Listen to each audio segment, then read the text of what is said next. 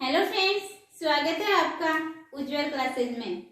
अब हम read psychology की फर्स्ट यूनिट पढ़ रहे हैं और आज हम पढ़ने वाले हैं विकास को प्रभावित करने वाले कारक। पीछे की वीडियो प्लेलिस्ट में जाके साइकोलॉजी यूनिट फर्स्ट है उसमें देख लीजिएगा। और यदि वीडियो अच्छा लगे तो वीडियो को लाइक कर दीजिएगा, चैनल पे नए हो तो सब्सक्राइब कर दीजिएगा और कमेंट करके जरूर बताइएगा कि कैसा लगा वीडियो। तो देखिए पढ़ते हैं विकास को प्रभावित करने वाले कारक। मुख्य कारक यदि पूछे तो दो होते हैं। कौन से? वंशानुक्रम और वातावरण। वंशानुक्रम और वातावरण। और प्रथम कारक विकास को प्रभावित करने वाला पहला कारक, मुख्य कारक कौन सा होता है? वंशानुक्रम। कौन सा होता है? वंशानुक्रम। तो सबसे पहले अपन वंशानुक्रम को पढ़ेंगे कि वंशानुक्रम किस प्रकार से प्रभावित करता है। वंशानुक्रम होता क्या है? पहले देखिए वंशानुक्रम होता क्या है। वंशानुक्रम बच्चे को जो गर्भावस्था में ही जो गुण मिल जाते हैं, किससे? माता पिता से या फिर दादा दादी या परदादा यानी अपने पूर्वजों से या फिर माता पिता से जो गुण बच्चे में आते हैं वो क्या कहलाते हैं? वंशानुक्रम है। क्या है? वंशानुक्रम। तो देखिए वंशानुक्रम के किस प्रकार से प्रभावित करते हैं, उसके लिए पहला कारण, मुख्य कारण पहला कौन सा है? वंशानुक्रम। और उसमें सबसे पहले पढ़ेंगे अपन वंशानुक्रम के सिद्धांत। कौन कौन से सिद्धांत है? तो इसमें पहला सिद्धांत है बीजमैन का जन्म द्रव्य का सिद्धांत। बीजमैन का जन्म द्रव्य का सिद्धांत क्या है? देखिए जन्म द्रव्य, सबसे पहले जन्म द्रव्य किसको बोलते हैं? जन्म द्रव्य की निरंतरता, यानी जो लक्षण, जो विशेषताएं, जो गुण माता पिता में है वो संतान में जाते हैं और ये लगातार चलता रहता है प्रक्रिया। ये प्रक्रिया लगातार चलती रहती है। तो ये क्या है? निरंतरता बनी रहती है, यानी जन्म द्रव्य है वो पीढ़ी दर पीढ़ी स्थानांतरित होता रहता है। तो यही क्या है कि जन्म द्रव्य लगातार क्या होता है? स्थानांतरित। जन्म द्रव्य की निरंतरता का सिद्धांत। और इसके समर्थक कौन है? बीजमैन। कौन है? बीजमैन। फिर दूसरा देखिए उपार्जित गुणों का असंचरण का सिद्धांत। इसका ध्यान रखना, असंचरण। असंचरण का मतलब क्या हुआ? उपार्जित गुण, जो गुण अर्जित किए हैं। मान लीजिए कि कोई लेडी है और वो अपने बाल घुंघरालू करके आ जाती है पार्लर से, तो वो गुण उसके जो बच्चे पैदा होंगे उनमें नहीं जाएगा। उनके बाल घुंघरालू हो ये जरूरी नहीं है। यानी उपार्जित जो गुण अर्जित किए जाते हैं, उपार्जित को ही क्या बोलते हैं? अर्जित। क्या बोलते हैं? अर्जित। तो जो गुण अर्जित किए जाते हैं वो गुण स्थानांतरित नहीं होते। और इस पे एक प्रयोग किया गया था चूहों पे।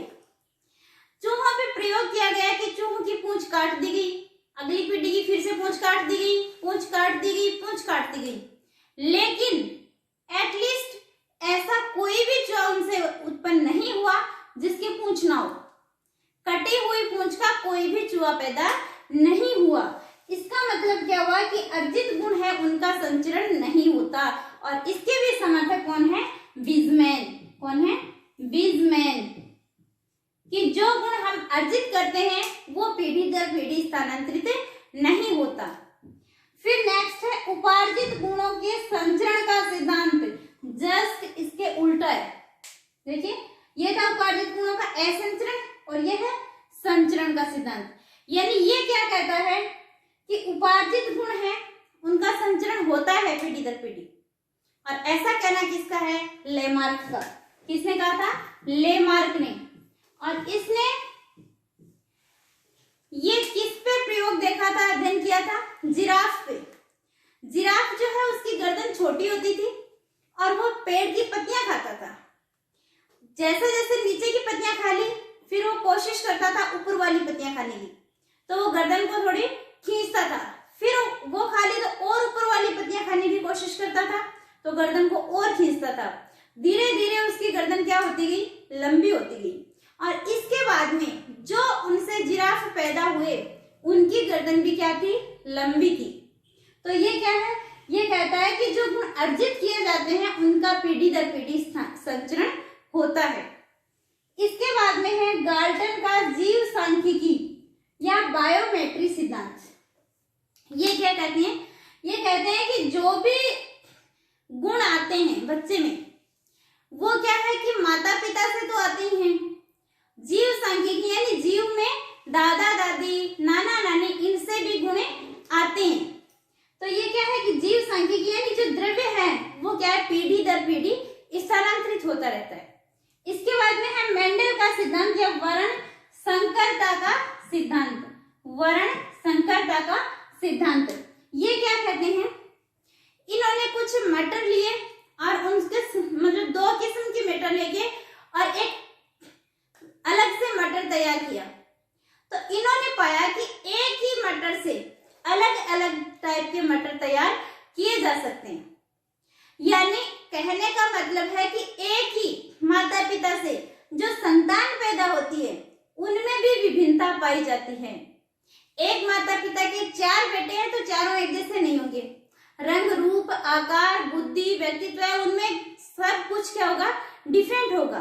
तो ये कहता है कि मेंडल का सिद्धांत क्या कहता है कि एक माता पिता से जो संतान पैदा होती है वो एक जैसी नहीं होती, उनमें क्या पाई जाती है, भिन्नता पाई जाती है। तो एक बार फिर से देखिएगा वंशानुक्रम का सिद्धांत क्या है। पहला कौन सा है, बीजमैन ने किया दिखा था।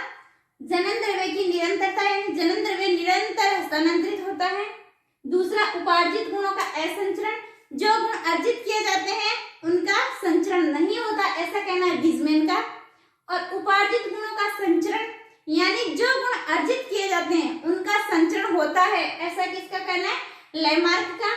गाल्टन का जीव सांख्यिकी ये कहता है कि जो जीव द्रव्य है वो आगे स्थानांतरित होता है। फिर मेंडल ने क्या कहा कि एक ही माता पिता से यदि अलग अलग संतान पैदा होती है तो वो क्या होती है, सब में भिन्नता पाई जाती है। इसके बाद में देखते हैं वंशानुक्रम के नियम। यदि एक बच्चा एक माता पिता के मान लीजिए कि 3 संतान है, 3 संतान जो है वो 3 टाइप की हो सकती है।